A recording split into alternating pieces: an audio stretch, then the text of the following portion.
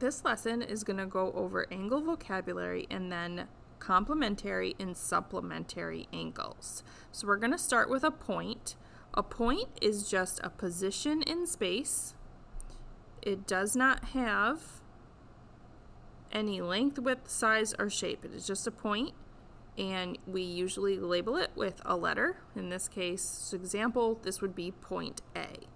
A line is an infinite set of points that extend forever in two directions, and we show that it extends forever in two directions using arrows at the end.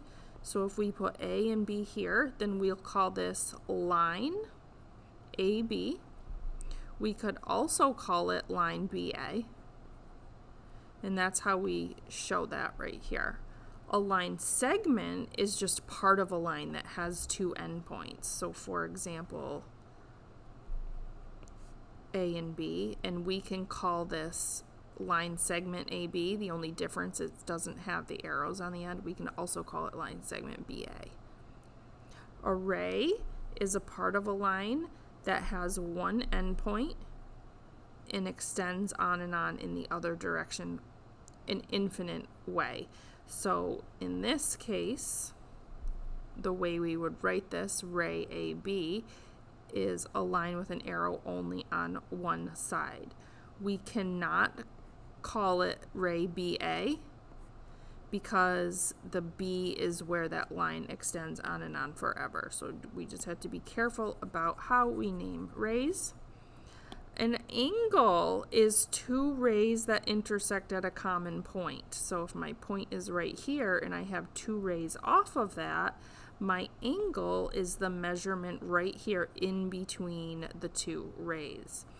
So let's call this A, B, C, and the way we write this is angle A, B, C. We could also write it as angle CBA. If we had an angle with a number in the middle of it, we could call it angle 1. And if we have two lines that intersect, it creates four angles. So we have an angle here, here, here, and here.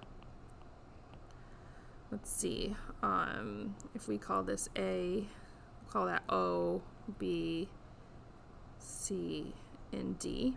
Couple the angles that we could write here. So this angle AOB, this angle right here, we would label that AOB, or again we could call it BOA. Congruent angles are angles that have the same measurement.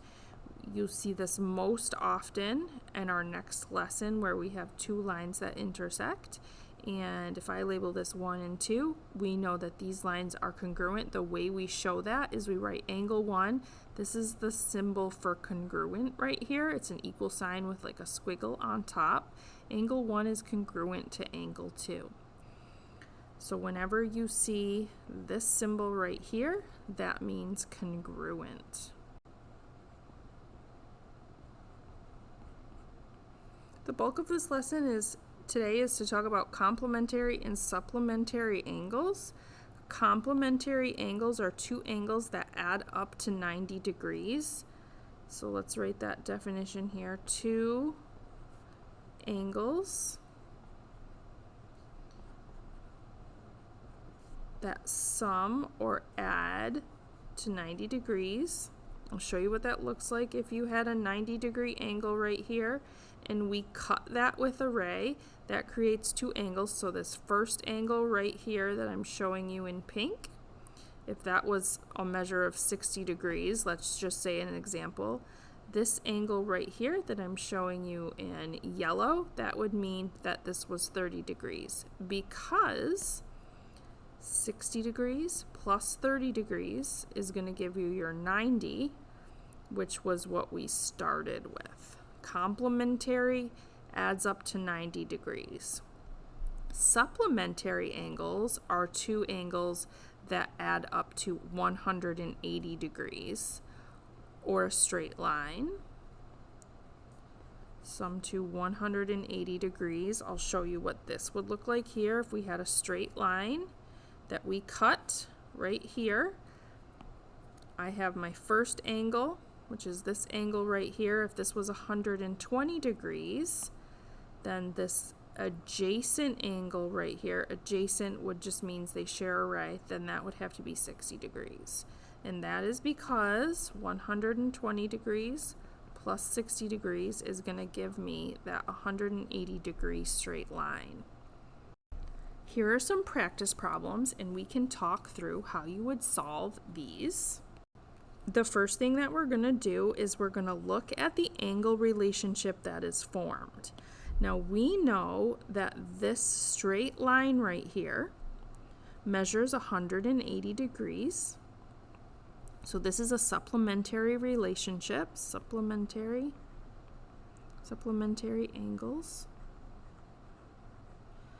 If I were to take 107 degrees and add that to this mystery x, I know that would equal 180 degrees. So I'm going to start by writing my equation. 107 degrees plus x we know is going to equal 180 degrees. Once we have the equation, we can solve it.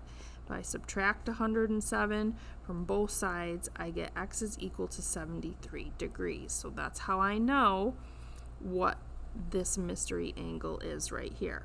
We can do the same exact thing with a 90 degree angle. So right here we have a 90 degree angle. We know that the sum of both of these is going to be 90 degrees because of this square right here.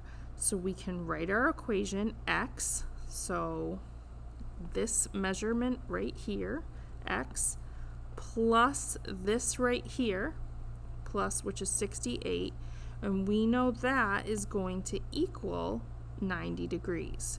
So we can solve it, subtract 68 from both sides, and we get x is equal to 22 degrees. So that means this angle right here is 22 degrees.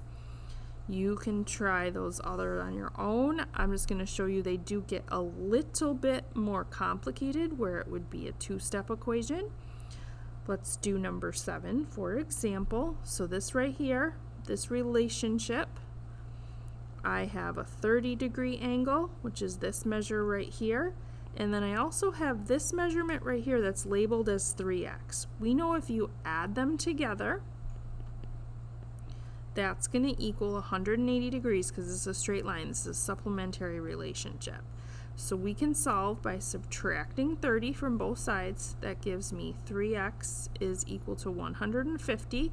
From here I divide both sides by 3 and I get x is equal to 50 degrees. So if x is equal to 50 degrees, I'm looking for 3x. So if x is 50, 3x is 3 times 50, which is 150 degrees. So this right here is going to be 150 degrees.